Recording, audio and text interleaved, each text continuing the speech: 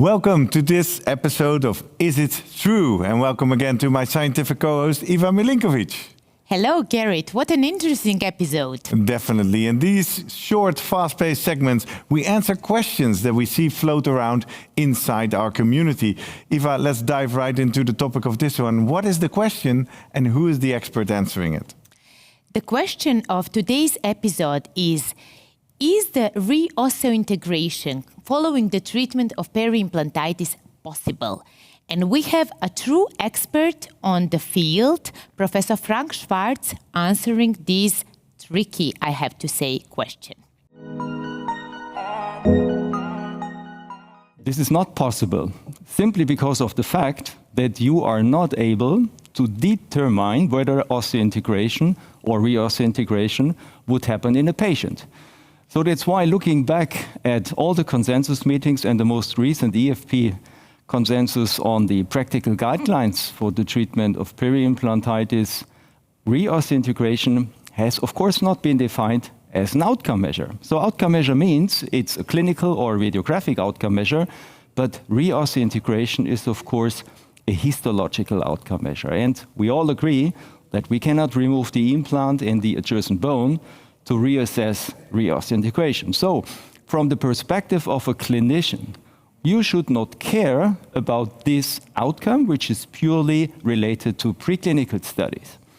So when we look at preclinical studies, of course, we can make a statement that there is some kind of re-adaptation of the bone to the implant surface. But again, this is a pure histological outcome measure. So again, looking at the patient, it is more important that we assess bleeding scores, that we assess probing depth reductions. And when we look at the radiographic defect fill, we might combine the both and we may come to the conclusion that the treatment was successful overall. But in terms of re-osseointegration, again, I have to say this is not true. Thank you, Frank Schwarz, for answering this question and telling us this is in fact not true, but more importantly, Eva saying we should not even care. That confuses me, because apparently this question is alive in our community. How can it be? I couldn't agree more with what Professor Schwarz told us, because it is only a histological proof, but it has been widely marketed, and we can see our websites or companies or social media that re-osseointegration is possible. And he has clearly explained how we cannot claim it. What we can really talk about is the success and the success rate of the treatment of peri-implantitis, mostly surgical treatment. And as said nicely, the outcome should be that one.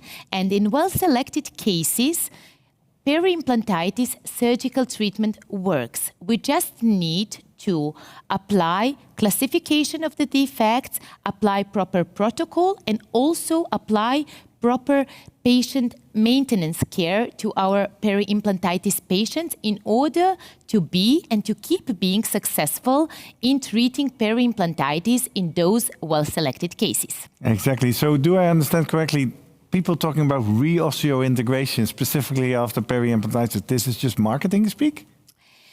Not really, but it could be claimed only by seeing it under microscope. We would love it to happen, because it would mean that a true regeneration of a defect has taken place. Yeah. It is really, we are far away from it, and we are far away from getting to know it, and we should, I agree with Professor Schwarz, take care about how well have we managed to get the resolution of the inflammation, how well the patient can clean, and if she or him can keep the implant, and if that treatment was successful. So I think we should really switch to different concepts, the success of the treatment of peri-implantitis, and is it feasible, and in which situation it is feasible. Exactly. Super clear. Thank you so much, Eva.